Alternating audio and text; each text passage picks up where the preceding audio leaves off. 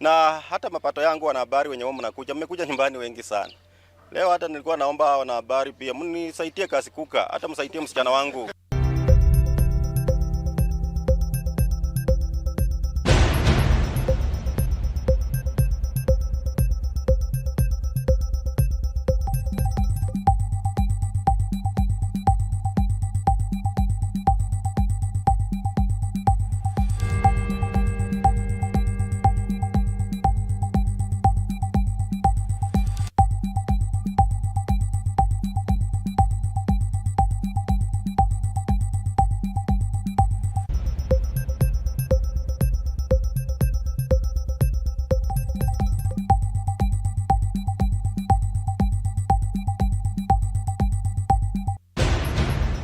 From today henceforth, we want to run a campaign that is geared towards arresting finance bill, saying it will not hesitate to challenge it in court.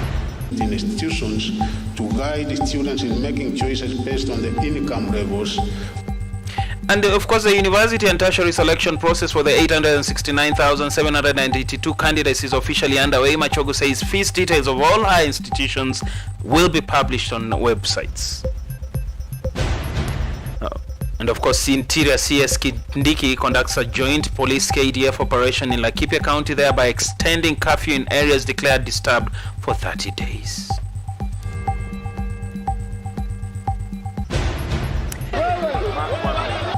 And several people are feared dead as tractor veers off Nyamasaria Bridge, falling over and landing on a tuk-tuk, killing 3 people instantly. Residents say the area should be barricaded. And catch up with Wavinya Ndeti's messy battles as the governor is caught up in a messy war and is tear-gassed in town after a riot over disputed land in Kiumbi. And in business news, capital markets depression. Apparently, Kenya corporate bond is not being utilized. And in sports news, Manchester United imminent takeover as new bid made by Sheikh Jassim bin Hamad, even as Real Madrid and Manchester City lock horns in the second leg of the Champions League tonight.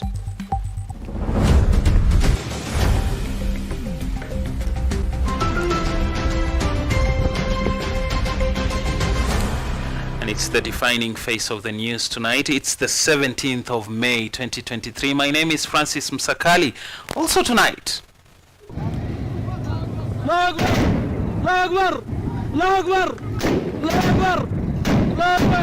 you see, these are chants of prayer, perhaps indicative of a holy war in Sudan's fighting continues and escalates. We go behind this as a refugee pile up in numbers. The UN says over $2.6 billion is needed to help refugees, even as Qatar sends the much needed medical supplies to help the victims of the war. Will this fighting stop? Has Khartoum and Sudan fallen? And we have these and much more stories tonight, including a little bit of news and sports. And our 39 minutes begins now.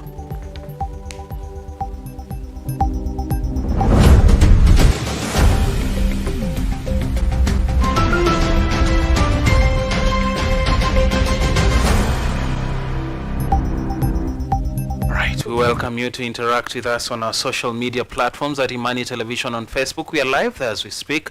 And on YouTube, Imani Television Kenya. Do visit our website for more interactive, comprehensive stories where you can subscribe anytime to get more Christian content, testimonies, and hard news straight into your email. That is www.imaniradio.org. Let's begin.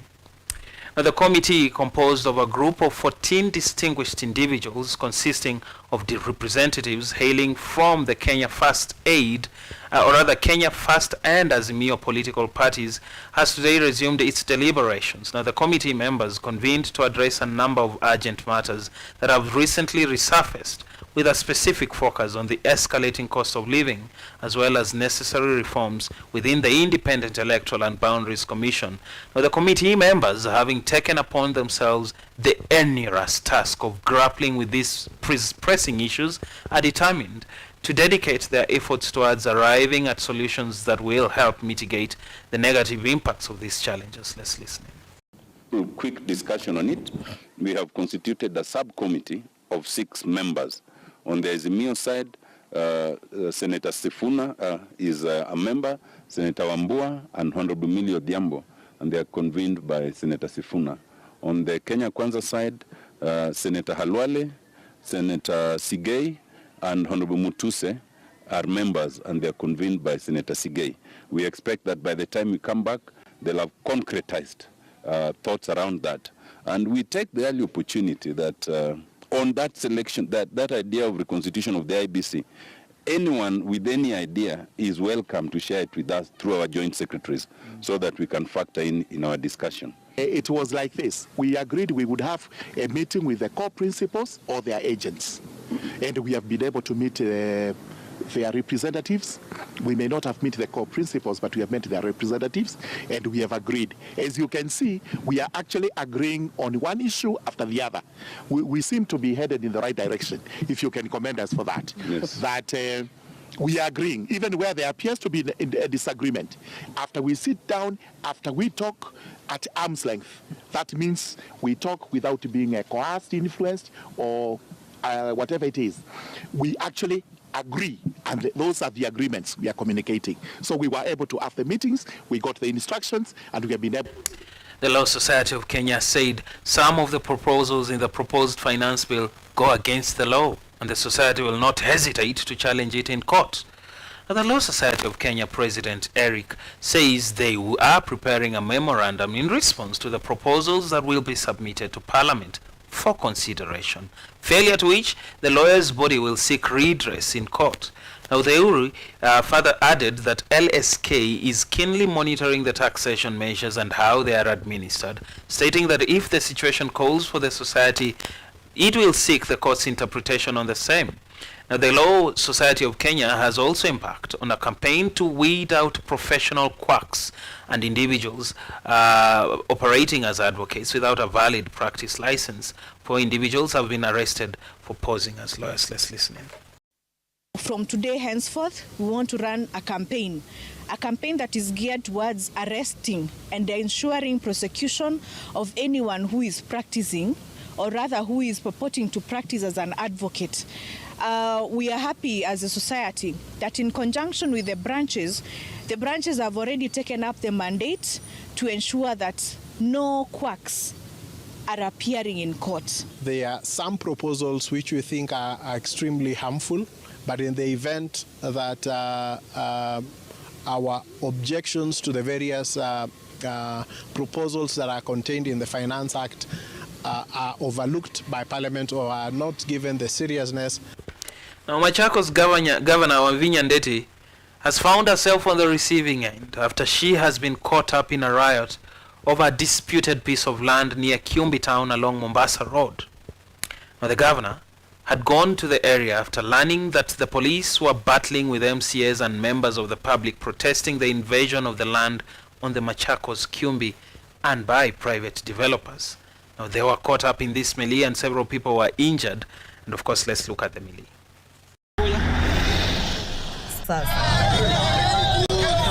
The protesters. Nasema hivi kama gavana wa Machakos. hii shamba kama polisi wanataka kusikia hii shamba, wale wako ndani watoke na hata raia itoke ibaki bila mtu, kwa sababu hiyo mnaendeleza hapa unakuja kufanya watu waone. Whatever happens, we are supposed to sit with you guys and take care of the security. Now, several people and others, or rather 3 people are feared dead and others were injured after a trailer veered off the Nyamasaria overpass in Kachok, Kisumu County on Tuesday evening before falling off.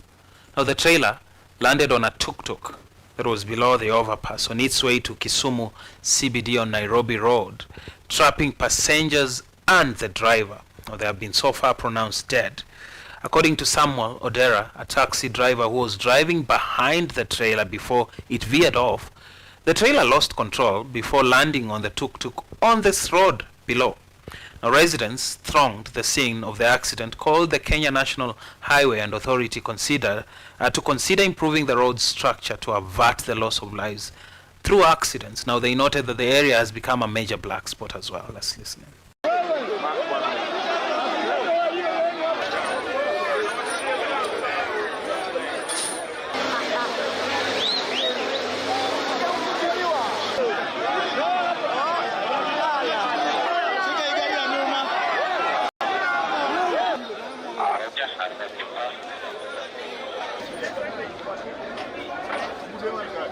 Ilienda ni kama ali lose control because alikuwa anataka kupiga sharp corner, nikaona gari imeroll chini, so tukaweka saa, tukasimama, tukaruka pande nyingine.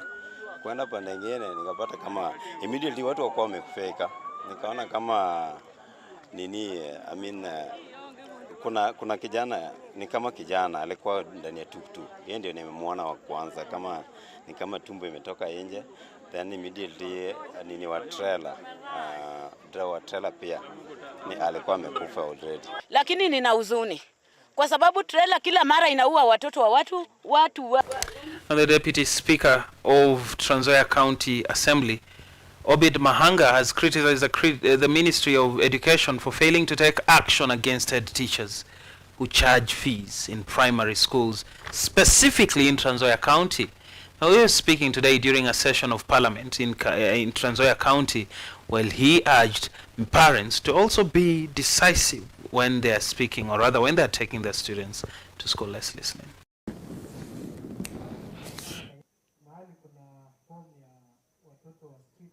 Ukienda Nairobi kwa waziri wa education, day school, shule hii yenye mtoto anaamka asubuhi anaenda anarudi nyumbani, ni bure bilashi, free of charge. Secondary school, serikali inalipa 26,000. Wanapea shule kama capitation. Ile ambayo inabakia ndio mzazi analipa. Hiyo ni boarding schools. Lakini ukienda sahi kwa barabara, watoto wetu kutoka Matisi Primary, Soil Primary, Rafiki Primary wanafukuzwa kila siku. Ati walimu wanataka school fees. School fees gani? Na rais ambaye aliaga, Mwai Kibaki, alitupatia masomo ya bure kwa watoto wa day school. Mimi niko Kenya Kwanza na mlinichagua nikiwa Kenya Kwanza.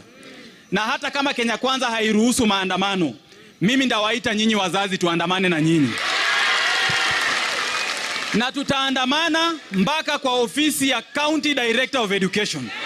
Na tutamuuliza kama ni mahindi na maharagwe wanataka, county government itanunua mahindi na maharagwe tupeleke kwa mashule watoto wa... Residents of Nambale, Busia County have urged the Independent Police Oversight Authority to move with speed to investigate the incident which allegedly police shot dead a border rider and injured two others during the Monday chaos that was witnessed in Nambale town. Now, the residents have complained about this issue as well, and they have wanted the government also to become involved in this incident to also bring the perpetrators to book. Let's listen. Afisa ambao wamefanya haya, wao ni wahalifu kushinda wale wahalifu ambao wanafikiri wafuatana nao. Nambale police station tunataka complete overhaul, polisi wote waende transfer. Watu wa IPOA nawaomba kwamba watusaidie na uchunguzi ambayo itawezesha familia ambazo zimepoteza watu wao kupitia kwa risasi ya polisi ipate haki. sababu polisi hawezi jichunguza. Na ndio sababu tuliweka ofisi ya IPOA, mambo kama haya wajitokeze, wakuje bila kuja jana, wachukue ile cartridge ambayo ilitoka na tujue ni bunduki gani ambayo iliua vijana wetu. Kwa wiki moja tunataka tupate ripoti kwamba hao maskari. President William Ruto has called upon the Pan-African parliamentarians to take an active role in discussions, find locally based solutions to global climate change challenges. Now, speaking in South Africa, the head of state also implored Africa's heads of state to address the balance of trade to shift benefits towards the African continent, now including ensuring huge investments in production to enhance export earnings and creating additional job opportunities. Now, Jedida has been in South Africa and reports.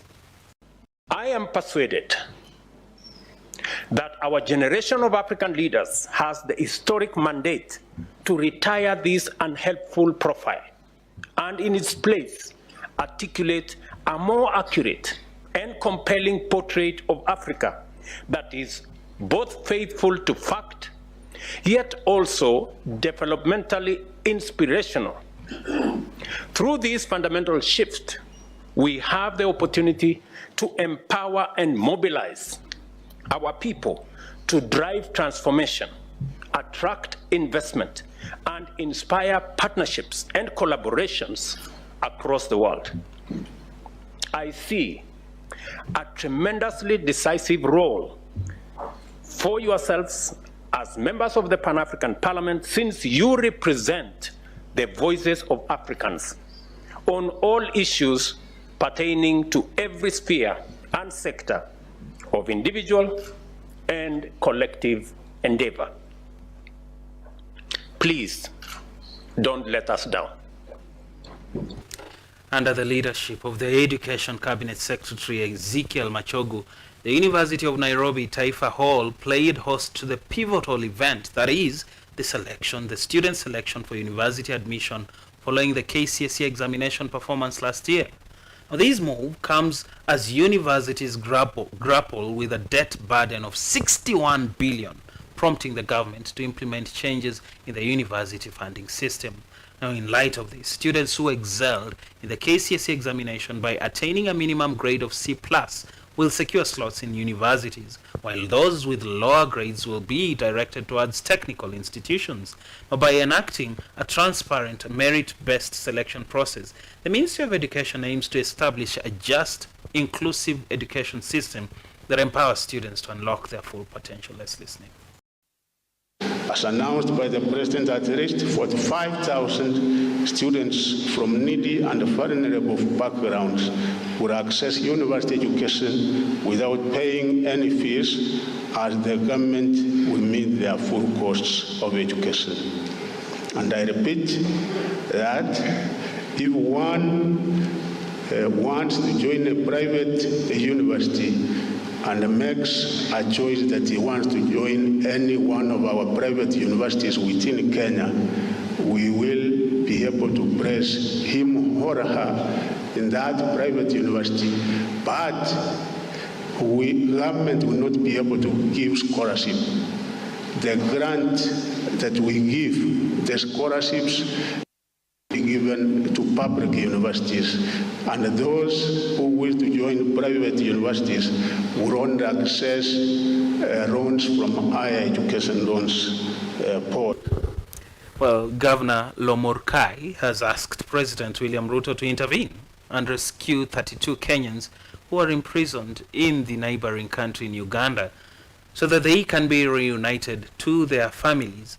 Now, Governor Lomurkai has also vowed to return all the herders living in Moroto and Karamoja areas to Turkana County. Now, his statement has been echoed by Speaker of Turkana County Assembly, Christopher Nakuleo, calling on East African countries to communities to fully apply the law, while criticizing the action of the military court imprisoning Kenyan citizens in their country. Let's listen.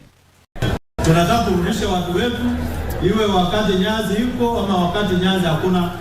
Tunataka watu wetu wakuje watumie nyazi yao ya Turkana, watumie maji ya Turkana. Mateso yale tunapata Uganda, mimi kama gavana wa Turkana sijafurahia. Rais William Ruto pamoja na Museveni watumie wito ya East African Community, ndio hao Waturkana ambao wamefungiwa Uganda kuachiliwa. And of course, we never like to, to continue our bulletin without giving you a rundown of what's happening. And of course, we ran that story of also tonight for Sudan. And this is just what's happening in Sudan on also tonight story.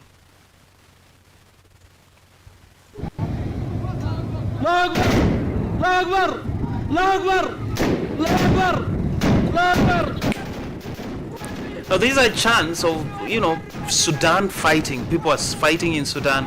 And of course, it is chaos there.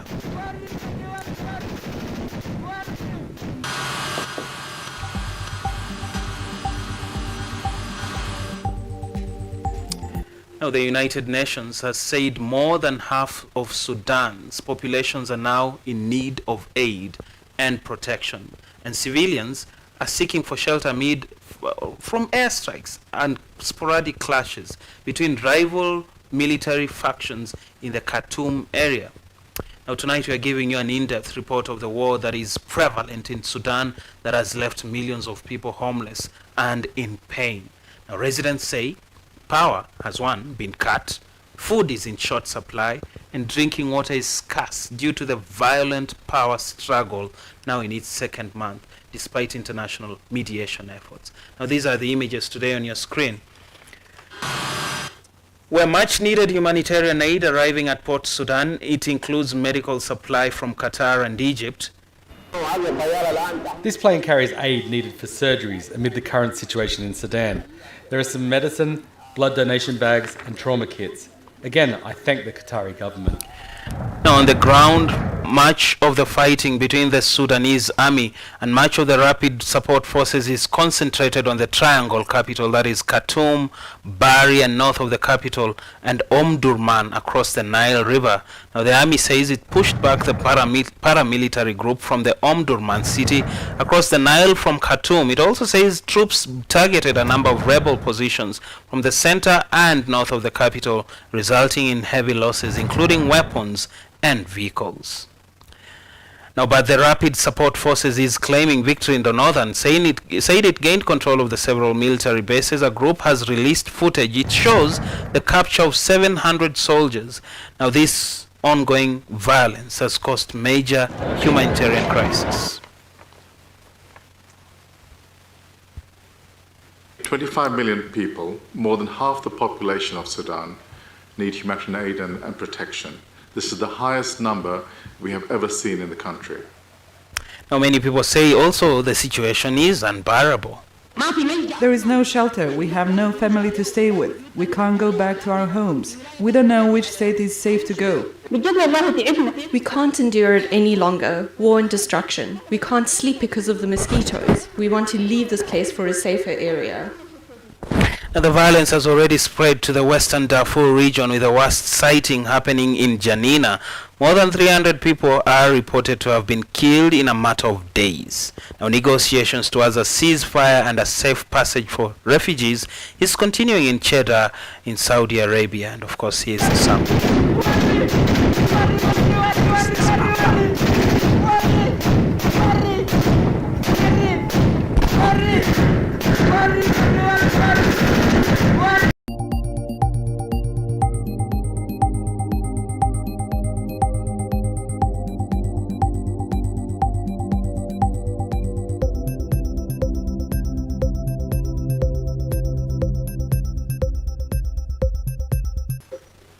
Let's take a look at some capital markets. Now, private firms and major corporates are not tapping opportunities in Kenya's bond market, according to a financial markets agency. These are the images where it says that notwithstanding huge opportunities, mainly in climate-friendly investments, financial sector deepening Africa cites readily available bank loans and avoidance of disclosures by private entities as the main drawbacks in issuance of corporate bonds. Now, a corporate bond is usually a fixed income instrument issued by a company in order to raise capital. Now, the corporate bond in Kenya, in Kenya, enables companies SMEs access long-term capital at competitive rates, enhancing their growth and development. Now, latest Nairobi Security Exchange barometer shows bonds turnover recorded a 47.17% decline in April from 70.66 billion in March 2023 to 37 shillings and 33 cents billion. In the first quarter of the year, turnover fell at 14.9% in the year, with investors trading bonds worth 162 and 51 billion in the period, now down from 190 billion in the first quarter of the last year. Now, the Capital Market Authority has attributed the drop to slower economic growth, insufficient investment growth, and microeconomic instability. Let's take a look at sports.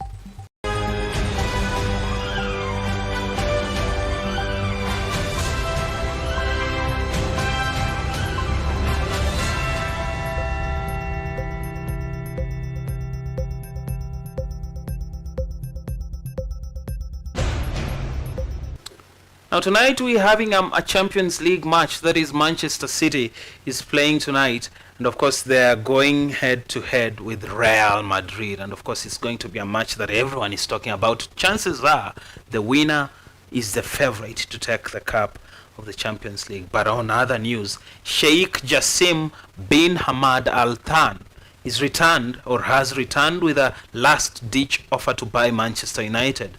Now that is according to TalkSport. Now, sources close to the Qatari group trying to buy United claim their offer is worth more than 5.5 billion euros. He is Manchester United on your screens, where we understand that here that the man on your screens, this is Sheikh Jassim, has told the Glazers to take it or leave it, insisting that this will be his final offer.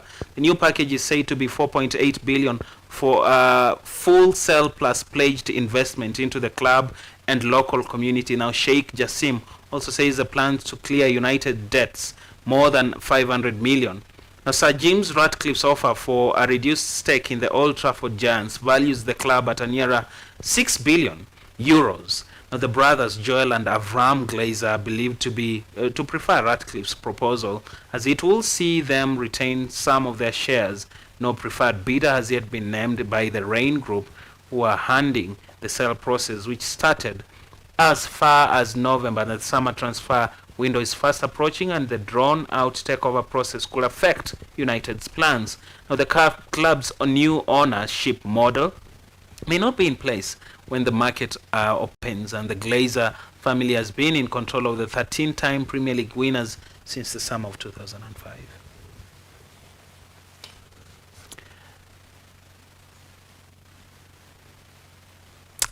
Well, that's it for news tonight.